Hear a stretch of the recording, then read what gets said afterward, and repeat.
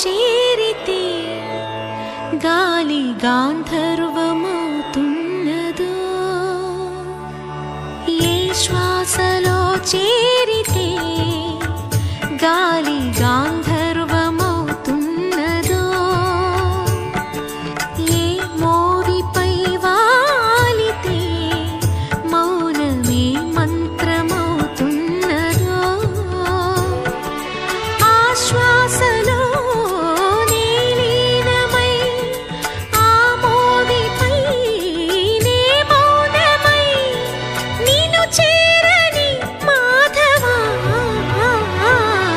ఏ శ్వాసలో చేరితే గాలి గాంధర్వ